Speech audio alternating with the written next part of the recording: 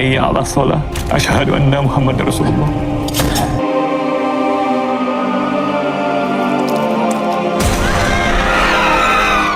গ্রামের মসজিদের ইমাম সাহেবের 4 জন ছেলেমেয়ে একদিন বাবা মায়ের চোখ ফাঁকি দিয়ে গ্রামের শুনশান রাতের অন্ধকারে 4 ভাই বোন মিলে রওনা দেয় ডিজে গানের কনসার্টে অংশগ্রহণের জন্য। কিন্তু সেদিন আকাশে ছিল প্রচণ্ড ঝড়ো হাওয়া, সাথে নদীর প্রবল স্রোতও ছিল। হঠাৎ পা স্লিপ করে 4 ভাই বোন স্রোতের সাথে ভেসে যেতে থাকে। কিন্তু স্রোতের গতি এত বেশি ছিল যে 4 ভাই বোন কোনোভাবেই তীরে ফিরে আসতে পারছিল না।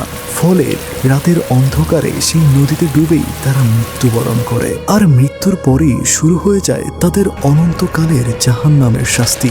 একজন ইমামের ঘরে জন্ম নিয়েও তারা কি এমন পাপ করেছিল যে জাহান্নামের আযাব তাদের ভোগ করতে হচ্ছে? আজ আপনাদের সাথে আছি আমি মেহেদী হাসান তুর্য, আর আপনারা দেখছেন ভূত মাস্টার।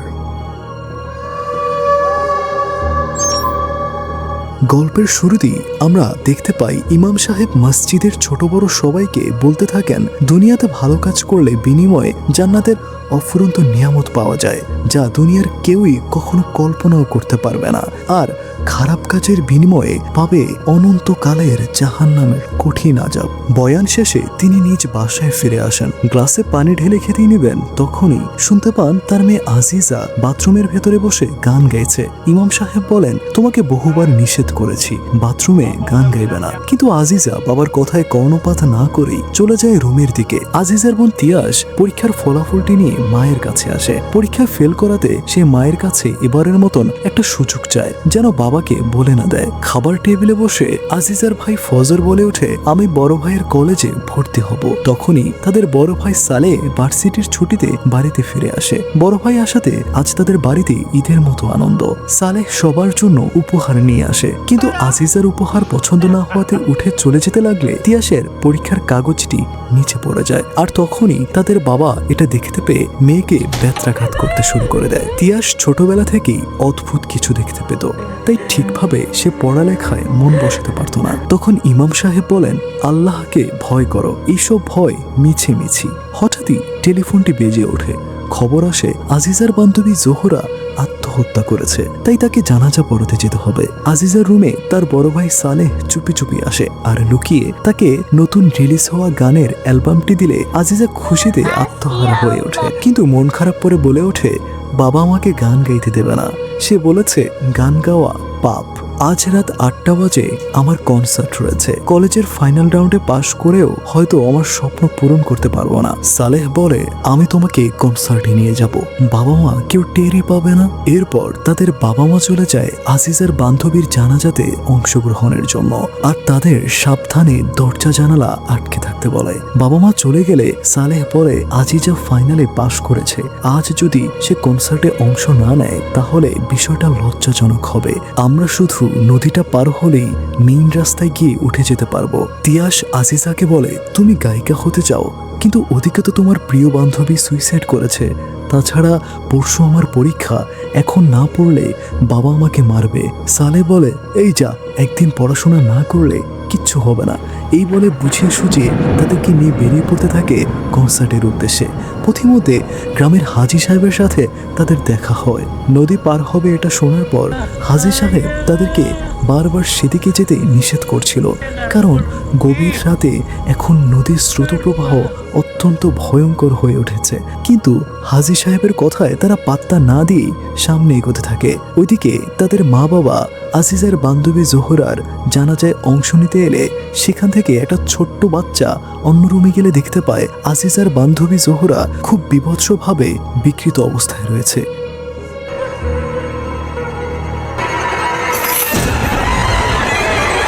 চিৎকার করে মেয়েটি দৌড়ে আসে আর বলে, আমি তাকে দেখেছি, সে জাহান্নামের শাস্তি পাচ্ছে।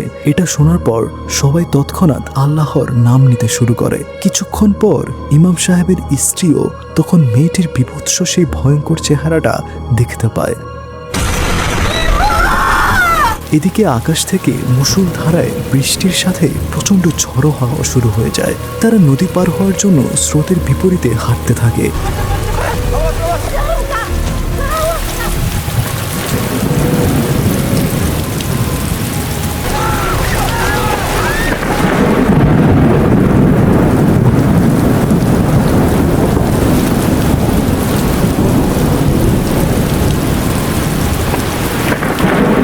হঠাৎ নদীর স্রোত ভয়ঙ্কর রূপ ধারণ করে। তারা সবাই কন্ট্রোল হারিয়ে নদীতে গিয়ে পড়ে। মাছ নদীতে এসে কুল হারিয়ে তারা এদিক সেদিক ছোটাছুটি করতে থাকে। ওইদিকে ইমাম সাহেব আর তার স্ত্রী বাসায় এসে নিজ ছেলে মেয়েদেরকে কোথাও দেখতে না পেয়ে দিশেহারা হয়ে পড়ে। হঠাৎই ইমামের স্ত্রী ঘরের এক কোণে মেয়ে আজিজাকে দেখতে পায়। মেয়েকে দেখে যেন বুকে প্রাণ ফিরে পায়। কিন্তু পরক্ষণেই ভয়ঙ্কর চিৎকারে আজিজা বিকৃত রূপ দেখালে সে চিৎকার করে ওঠে।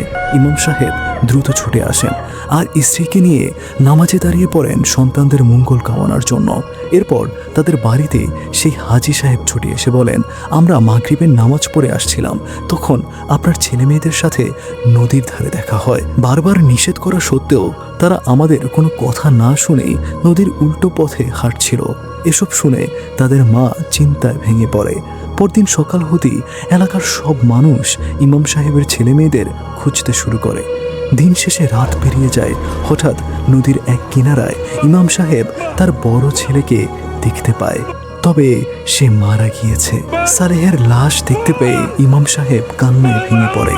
ততক্ষণে সালেহের আত্মা পরকালে পৌঁছে যায়। পাশেই লোহার শিকলে বাঁধা বিধ্বস্ত মানুষদের দেখে বুঝতে আর বাকি থাকে না সে মৃত্যুর পর জাহান্নামে চলে এসেছে।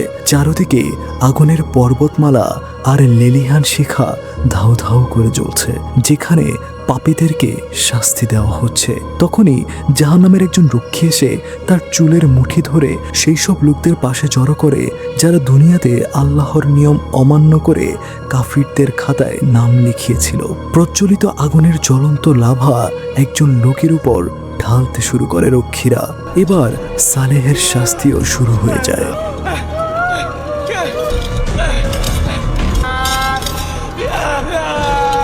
আগুনের তৈরি ধারালো লোহার কাঁচি দিয়ে সালেহের জিভ টেনে কেটে ফেলা হয়, কিন্তু কাটার পরই জিহবা আগের অবস্থায় ফিরে যায়। আর এভাবেই শাস্তি অনবরত চলতেই থাকে। বেঁচে থাকা অবস্থায় সালেহ দুনিয়ার জীবনে অনেক মিথ্যে কথা বলতো। একদিন সে ফোনে গেম খেলছিল, তখন তার মা জিজ্ঞেস করে, তুমি নামাজ পড়েছো কিনা? উত্তরে সালেহ মিথ্যা বলে সে নামাজ পড়েছে। আর মিথ্যার শাস্তি হলো পরকালে আগুনের কাছে দিয়ে পাপী ব্যক্তির জিহবা কেটে ফেলা হবে। ছোট মিথ্যা বলার শাস্তিও যে কত ভয়ানক হতে পারে তা জাহান্নামের শাস্তি নিজ চোখে না দেখলে উপলব্ধি করা অনেক কষ্টকর। সালেহের লাশ বাড়িতে নিয়ে আসা হয়, সাথে তার ছোট ভাই ফজরের লাশটাও গ্রামের লোকরা খুঁজে পায়।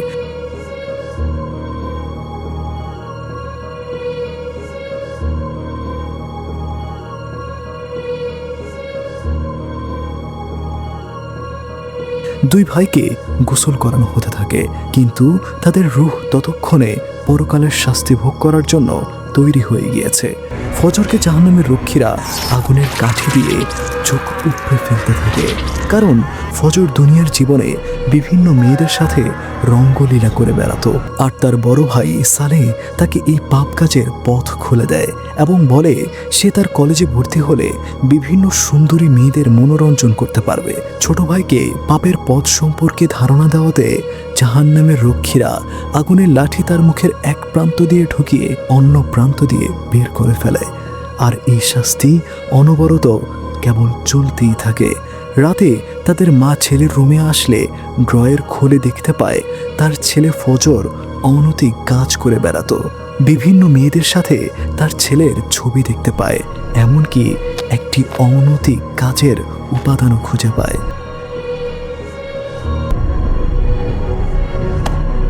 বাহিরে এসে শুনতে পায় গ্রামের লোকজন বলাবলি করছে ফজর মসজিদের দান বক্স থেকে টাকা চুরি করত প্রায়, এমনকি সবার সামনে ভালো সেজে থাকলেও মেয়েদের সাথে অনৈতিক কাজ করে বেড়াতো। জিনাকারীদের শাস্তি স্বরূপ ফজরকে জাহান্নামের রক্ষীরা আগুনের সমুদ্রে টেনে হিচড়ে নিয়ে যেতে থাকে। ছোট ভাইকে করুণ অবস্থায় চোখের সামনে দেখতে পায় বড় ভাই সালেহ।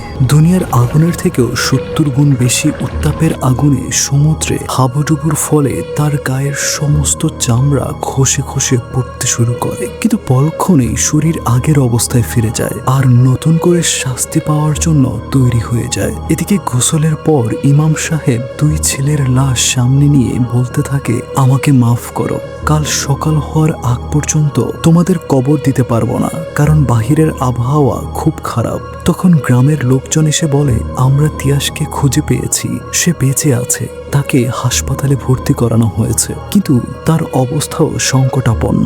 এরপরেই তিয়াস নিজেকে জাহান্নামে আবিষ্কার করে, যেখানে আগুনের সমুদ্রে পাপিষ্ঠরা চিৎকার করে আল্লাহর কাছে অবিরত সাহায্য চাইছে। এদিকে ইমাম সাহেবের কাছে এসে হাজী সাহেব বলে, যদিও বিষয়টা তোমাকে আগেই জানানো উচিত ছিল, তোমার বড় ছেলে সালেহ আমার চোখের অপারেশনের কথা বলে বীমা করার জন্য প্রায় লক্ষাধিক টাকা নিয়েছিল, কিন্তু সেগুলো আর কখনো ফেরত দেয়নি। মূলত সালেহ সেই সব টাকা দিয়ে জুয়া খেলে বেড়াতো। ইমাম সাহেব সালেহের রুমে গিয়ে তার ব্যাগ খুলে অনেকগুলো জুয়ার রিসিট দেখতে পায়। হতভাগা ইমাম নিজের ছেলে মেয়েদেরকে মানুষ করতে না পেরে তীব্র আফসোসে তখন জ্বলে পুড়ে মরতে থাকে। জাহান্নামে সালেহ শাস্তিস্বরূপ ভয়ঙ্কর প্রাণীর আক্রমণের শিকার হয় এবং মানুষকে মিথ্যা প্রলোভন ও ঠকানোর কারণে গলিত রক্তপুঁজ তাকে খাওয়ানো হতে থাকে। তিয়াস জাহান্নামে এসে তার ভাই বোনদের খুঁজতে শুরু করে, তখন দেখতে পায় তার ছোট ভাই জাহান্নামের কঠিন শাস্তির শিকার হয়েছে।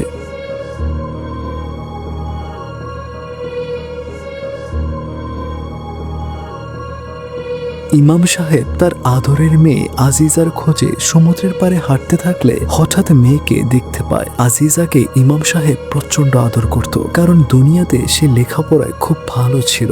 ইমামের স্ত্রী এসে বলে, আমাদের আদরের মেয়ে আজিজার কোনো খোঁজ পেয়েছ? ইমাম সাহেব তখন ইশারাতে আজিজাকে দেখিয়ে দেয়।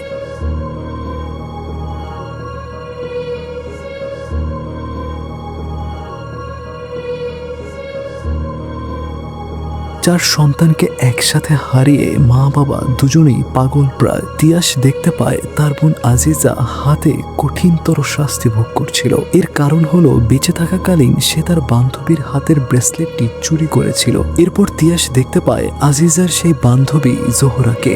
দুনিয়ার জীবনে সে নিজের জীবন নিজেই শেষ করে দিয়েছিল, তাই শাস্তিস্বরূপ জাহান্নামে এসে সে বারবার সেই একই কাজটি করতে থাকে। এছাড়া আজিজা দুনিয়ার জীবনে গান গেয়ে মানুষকে মনোরঞ্জনের চেষ্টা করতে চাইতো। জাহান্নামের শাস্তিস্বরূপ তার জিহ্বার টেনে পেরেক ঢুকানো হতে থাকে।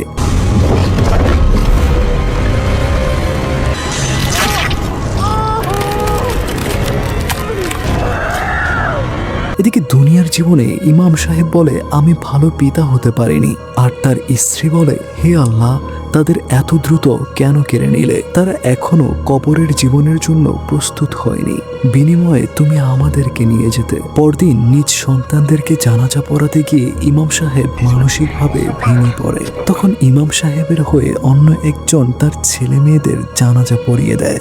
এক এক করে সবাইকে দাফন করা হতে থাকে। তখন তিয়াস আমাদেরকে বলতে থাকে, আমার সব ভাই বোনেরা দুনিয়ার জীবনে তাদের নোংরামো কাজের জন্য জাহান্নামে এসে এখন শাস্তি পাচ্ছে।